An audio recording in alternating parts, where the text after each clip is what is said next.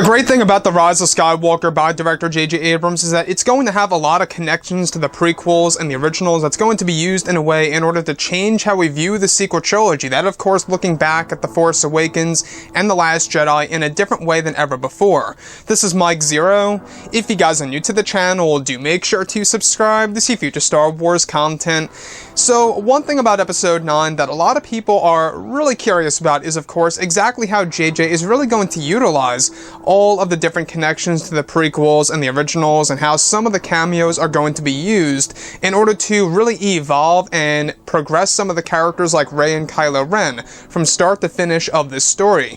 Now, these past couple of weeks or so, we've been learning a whole lot more about this film, and when it all comes down to one of the concept art descriptions, this is where things begin to get very intense between both characters of Rey and Obi-Wan Kenobi, as well as the Lost City.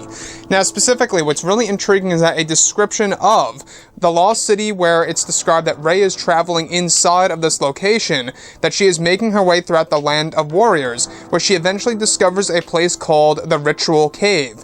It's described that this is where the ancient Jedi would meditate and use the Force in creative ways to discovering its new capabilities.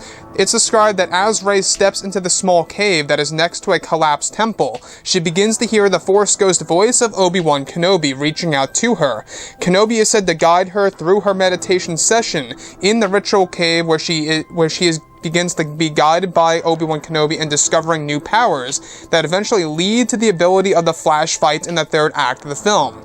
It's said that Kenobi plays a role in discovering Rey's hidden potential and unlocks it for her, where she is said to begin to flow walk in the cave, where she sees moments from the past films, which will briefly and vaguely be demonstrated in front of Rey. Inside of the cave, it's said that there are glowing life forms that fly around in blue and red colors that also help Rey focus. Once Rey discovers her potential and witnesses moments of the past through flow walking thanks to Kenobi's guidance, it's said that his voice begins to fade. So let's go over a couple of parts about this. Now, this is once again tapping into Legends material. In case you guys have no idea what flow walking really is, Jason Solo did this. He was the son of Han Solo in the EU. He was able to flow walk, and there were many, hints and or indicators that we have been going over in the past couple of weeks that Kylo Ren will also use this ability and introduce it to Rey prior to the moment in which Kenobi gives her guidance within the Ritual Cave, based within the Lost City and the Land of Warriors. So what I like about this is that this also connects to exactly how the flash fights are going to be made possible. It's all through Rey's potential and how that connects to Kylo Ren's other new powers that will be used in the third act of the film. Again, this movie is all about really evolving the use of Force bonds and exactly what it's capable of doing by use of connecting itself to the Force. So Kenobi's guidance pretty much, having a big role in Rey's potential and exactly how she's going to grow as a character once she travels into the Lost City. It's going to be a very interesting aspect to see exactly how JJ is going to utilize her as a character and how it's all really going to play out in Episode 9 and connecting itself to other characters and other moments in the past.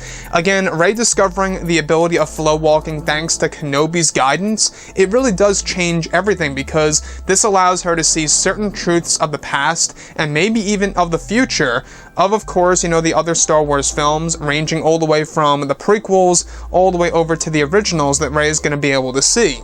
So, what I also like about this is that this also gives a cameo appearance of Kenobi, at least in the form of a voice for this particular scene, to carry a lot of purpose and meaning to it all, where it actually does in fact make a lot of sense.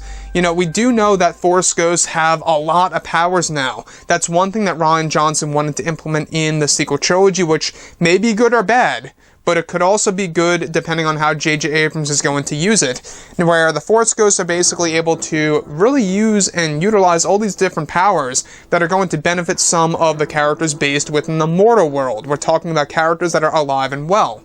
And I think that when we look at Episode 9, the fact that the Lost City is going to be pretty much, a central piece to the second act of Episode 9, as well as the Dark Spire, which is the inversion of the Lost City, which is where Kylo Ren and his Knights of Ren go to this castle, and they seek out the truth of the origins of the dark side, and where he gets his helmet repaired by the Forger. It's going to be a very interesting thing to see on the big screen. And as for Kenobi, I'm a huge fan of this character. I grew up with this character as well as Luke and Darth Vader and whatever have you. To have him somewhat involved in Episode 9, I think is amazing and just fascinating to see exactly how it's all going to play a role in the evolution of Rey, which could also mean that it's going to be a big hint and or indicator that she is somewhat connected to Obi-Wan Kenobi. It's a big possibility. So I would really love to hear what you guys have to say about all this below in the comments section, and if you guys did enjoy the content for today, do make sure to drop a thumbs up on this video to support the channel. I thank you all so very much for the kind support, and I'll catch you guys next time.